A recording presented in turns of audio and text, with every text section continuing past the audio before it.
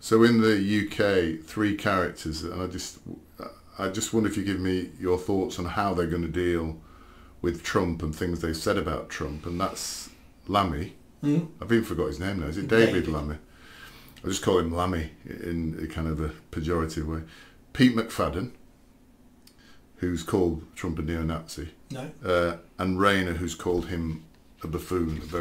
How are they going to handle this, especially Lammy and Rayner, who are in the cabinet? So, Lammy, who calls himself a Caribbean, well, that's nice to know. That Where was he born? He was born here, wasn't he? He was born here, but he calls himself a Caribbean. Why does he call himself a Caribbean? He said it many times in Parliament. As a Caribbean man, standing here... But he was born here, wasn't he? Even though I'm sat down. It's a Caribbean. So he's wrong on 2 counts. Yeah, exactly. Yeah. As a Caribbean man sat here in front of you, well, stood here in front of you, he was sat down. Yeah. Him, that's the tricky one.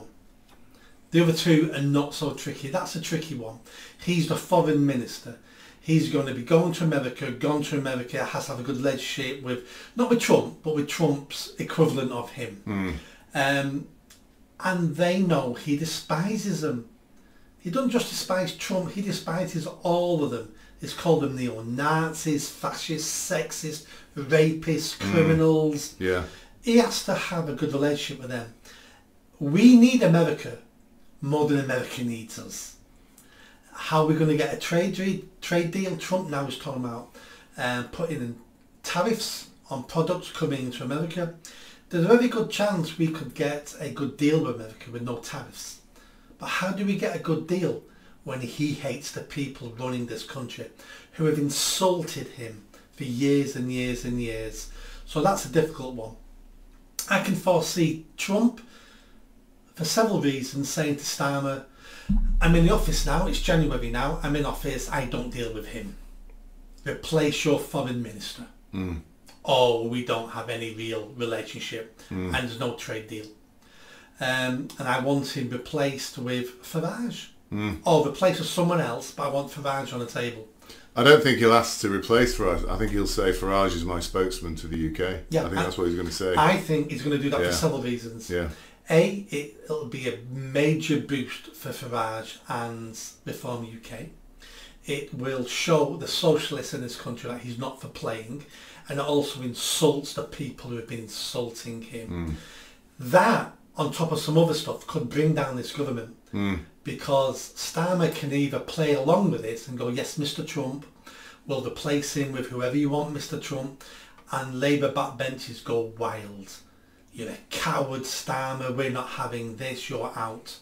Or Starmer does the opposite. I don't think so, President Trump.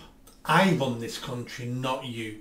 Okay, Starmer, you've now got 15-20% on all imports to the UK. Yeah. The market in this country go crazy, interest rates go up, businesses close, recession, unemployment's already rising from a couple of days ago. That can is it? I didn't know that. Yeah, a couple of days ago, employment rate went up from something like 3% to 3.8%. Yeah. It sounds a lot, but that's a jump. That's a big jump. That's a lot. That is, yeah. Yeah, it's half a percent on 65 million people. It's massive. Yeah. Yeah. So that could happen. The Rayner thing, no, she's been sidelined. I read something yesterday that she's the one planning and manoeuvring to take Starmer out. That's becoming quite a story now, that she knows Starmer doesn't like her. Yeah. She's been given all the crap jobs. She's got nothing important to do. Yeah. But the unions love her, the far left love her, and from what I'm reading, she's now going to go for the top job. She wants him out. Wow.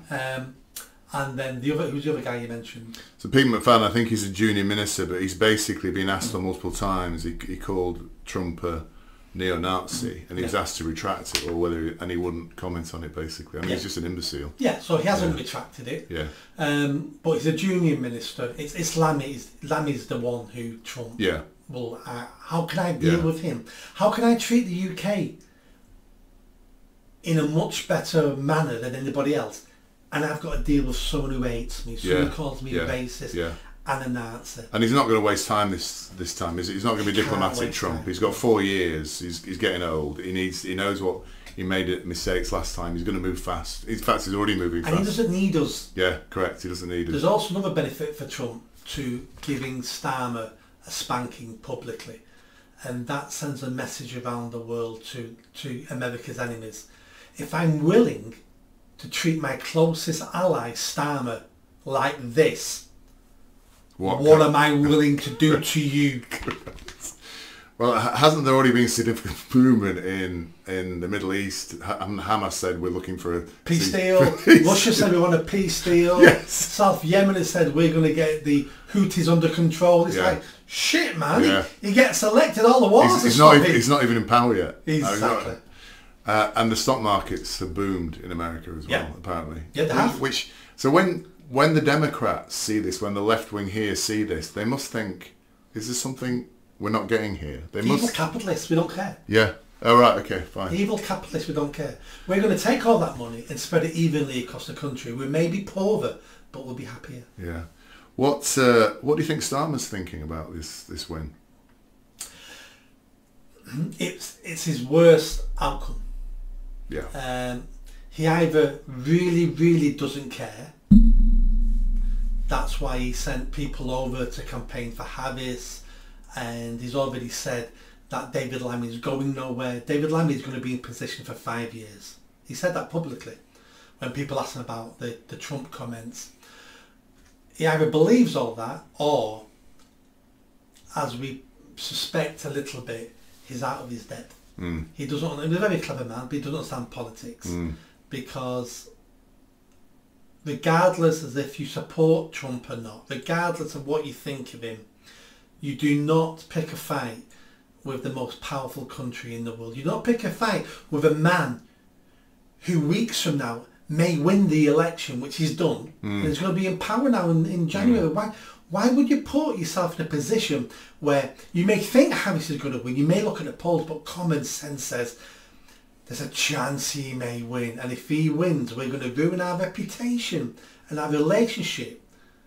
That's not a risk you take when you're looking after a country. No. Yes, you're not a gambler, are you, when you're looking after our country? You shouldn't be reckless. You should be careful, prudent, and consider everything diplomatically in these. But they haven't done that, have they? And politically, you keep out of other people's elections. Yeah. I mean, that's the win-win. You may wanted Harris to win, but Harris wouldn't have penalised him for keeping out of the election, because you should be keeping out of foreign people's elections.